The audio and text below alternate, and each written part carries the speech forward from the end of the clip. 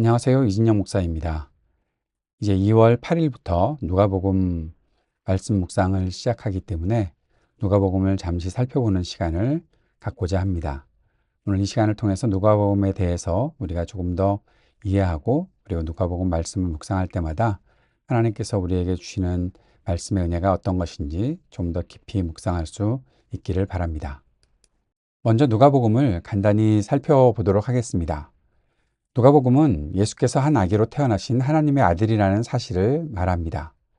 그 중에서도 의사였던 누가가 기록한 이 누가복음은 자신의 직업이 드러나는 것처럼 아주 세세하게 인간 역사에 들어오신 하나님 아들 예수의 이야기를 기록하고 있습니다. 누가는 예수님의 신성을 말합니다. 그러나 그 안에서 실제로 예수님의 인성을 강조합니다. 하나님의 아들 예수는 사람의 아들, 인자이기도 하다라는 사실을 예수님의 사역을 통해서, 예수님의 생애를 통해서 말해주고 있습니다. 누가는 의사로서 과학적인 사고를 하는 사람이었습니다. 그리고 동시에 헬라인으로서 매우 꼼꼼한 사람이었습니다. 따라서 자신의 복음서를 시작하면서 자신이 수행했던 폭넓은 조사의 개요를 제시하면서 사실을 서술하고 있다고 1장 1절부터 4절까지 말하고 있습니다. 누가는 사도 바울과 가까운 친구이자 동역자였습니다. 사도 바울의 선교 여행에 늘 함께 했던 사람이기도 했습니다. 그래서 그는 다른 제자들과 이야기를 나눌 수 있었고, 초대교회의 탄생과 성장을 친히 경험하고 보면서 그 사실을 기록하고 있습니다. 그 일들은 이제 사도행전으로 이어지게 되겠죠. 누가의 이야기는 한 천사가 사가랴와 마리아에게 연이어 나타나서 아들을 얻게 될 것이라고 말하는 장면으로 시작합니다. 사가랴와 엘리사벳에게서 세례 요한이 태어나고 그가 그리스도의 길을 준비할 것이다 라는 사실을 말합니다. 그리고 마리아는 성령으로 잉태해서 하나님의 아들 예수를 낳을 것이라고 했습니다. 요한이 태어난 후에 가이사 아우구스투스가 인구조사를 명했고, 마리아와 요셉은 자신들의 조상 다윗의 동네 베들레헴으로 갔고 그곳에서 예수께서 태어나셨다. 그리고 예수님이 탄생하신 후 성전에서 시므온과 안나를 통해 예수님이 구원자이시고 그들이 기다리던 메시아라는 선포가 있었다라는 사실도 누가가 기록하고 있습니다. 예수님께서 12살이 되셨을 때 성전에서 율법 교사들과 신학을 논하시는 장면이 2장 41절에서 52절까지 기록되어 있습니다. 그리고 18년 후에 예수님께서 30세쯤 되셨을 때에 광야에서 세례 요한에게 세례를 받으시고 공적인 사역을 시작하시는 장면까지 3장에서 기록하고 있습니다. 이것들이 바로 예수님께서 하나님의 아들이시지만, 하나님의 아들로 이 땅에 오셨지만 또 사람의 아들로서 이 땅을 살아가셨다라는 사실들을 아주 자세하게 기록하고 있는 것이죠. 누가는 예수님의 족보를 추적하고 있습니다. 요셉의 위로 다윗과 아브라함을 거쳐서 아담까지 거슬러 올라가고 하나님이 모든 세계의 시작이시다라는 사실을 3장 23절에서 38절까지 말하고 있습니다.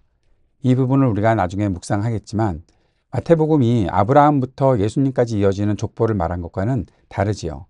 마태복음에서 마태는 아브라함, 다윗, 예수님으로 이어지는 족보를 아브라함부터 시작해서 말하고 있지만, 누가는 예수님의 아버지 요셉으로부터 시작해서 아담까지 올라가고 하나님까지 가는, 왜 그랬는가? 그것은 바로 누가복음이 헬라인인 누가가 기록한 것이고, 누가는 유대인이 아니었으니까요. 그리고 이방인인 최초 독자, 원독자라고 하는 데오빌로에게 전달되어야 하는 복음서이기 때문에 누가는 바로 우리 모두가 예수님께서 바로 하나님까지 올라가는 그 모든, 하나님께서 이 땅 모든 사람들의 시작이시다라는 사실까지도 말해주고 있는 것입니다. 모든 백성, 온 세상을 위한 구원자로 예수께서 오셨다라는 사실이죠. 계속해서 누가는 예수님이 광야에서 시험을 받으신 사건, 4장에서 갈릴리에서 복음을 전하시고 행하시는 일, 그것도 4장에서, 그리고 12제자를 불러 모으셨고 그들에게 자신의 사명이 무엇이고 자신이 누구인지, 자신의 제자가 된다는 것이 어떤 의미인지 가르치시는 장면이 9장에서 누가가 기록하고 있습니다. 그리고 예수님이 사명 때문에 예루살렘으로 가셨고 고난을 당하시고 십자가에 죽으셨다는 사실도 9장에서 말해주고 있습니다. 23장으로 넘어가면 예수님께서 십자가를 지고 골고다로 향하실 때 우는 여인들에게 자신들과 자녀들을 위해 울라고 하시는 장면도 나타나 있습니다. 누가복음은 예수님께서 죽은 자 가운데서 다시 살아나시고 제자들에게 나타나시며 성령을 보내겠다고 약속하시는 기사로 끝맺고 있습니다. 24장까지요. 사람의 아들이시고 하나님의 아들이신 예수님의 삶을 정확하고 아름답게 기록한 누가복음은 예수님이 모든 사람을 위한 구원자, 그리고 부활하고 승리하신 주님이심을 찬양하게 합니다. 몇 가지 이제 누가복음을 이해하기 위한 누가복음의 기록 목적, 저자 등등을 살펴보면서 정리를 해봅니다. 누가복음의 기록 목적은 예수 그리스도의 생애를 정확하게 들려주고 예수님께서 완전한 사람이자 구원자이시다라는 사실을 제시합니다. 누가복음의 저자 누가는 앞에서도 말씀드렸던 것처럼 헬라인이자 의사였습니다. 골로새 4장 14절에 그 사실이 다시 한번 나타나 있죠. 바울과 아주 가까운 친구이자 동료였고, 또 우리가 상식적으로 알고 있듯이 누가복음의 속편인 사도행전도 마찬가지로 누가가 기록한 사람, 그래서 신약성경의 저자 가운데서 유일한 이방인이었다라는 것이 누가를 우리가 이해하는데 크게 도움이 될 것입니다. 누가복음의 원독자, 최초 독자는 이방인이었던 데오빌로였습니다.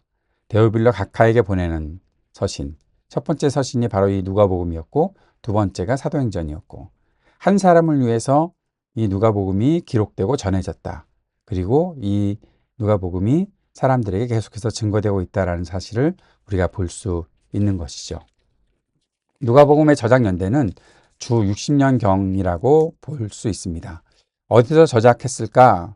로마 또는 가이사랴가 아니었을까 생각할 수 있습니다. 누가복음은 어떤 특징을 갖고 있는가? 전체적인 용어와 어휘로 볼 때 저자인 누가는 학식을 갖춘 사람으로 보게 됩니다. 성경을 하나님께서 사람들에게 기록하게 하실 때 영감을 주신다. 그것은 단순히 하나님께서 부르시는 대로 받아 적는 것으로 끝나는 것이 아니라 그가 갖고 있었던 모든 것들이 잘 담겨내져서 그렇게 기록하게끔 하신다. 누가의 학식, 누가가 의사였다는 사실, 누가가 과학적인 사고를 하는 사람이라는 것도 여기에 다 나타나 있는 것이죠. 누가복음에는 특별히 질병과 그 진단을 자주 언급합니다. 누가가 의사였기 때문이겠죠.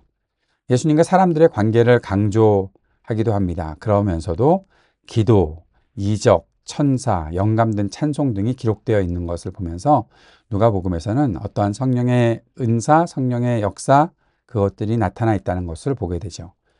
여성을 두드러지게 묘사하고 있는 것도 우리가 누가복음의 특징의 하나다라고 볼 수 있고, 특별히 9장 51절부터 18장 35절까지는 대부분이 다른 복음서에 없는 내용이 기록되어 있다는 것도 우리가 생각해 볼 수 있습니다. 누가복음의 핵심 구절이 무엇입니까? 라고 물어보신다면 19장 9절 10절 예수께서 이르시되 오늘 구원이 이 집에 이르렀으니 이 사람도 아브라함의 자손이미로다. 인자가 온 것은 잃어버린 자를 찾아 구원하려 함이니라 라는 이 말씀이 누가복음의 핵심 구절이 아니겠나, 그렇게 생각할 수 있습니다. 누가복음의 개요, 전체적으로 첫 번째는 구원자 예수님의 탄생과 준비가 1장부터 4장 13절까지, 그리고 예수님의 사역이 시작하는 장면이 4장 14절부터 그 메시지와 사역이 계속 이어지는 21장까지, 그리고 예수님께서 죽으시고 부활하시는 일이 22장부터 24장까지 나타나 있습니다.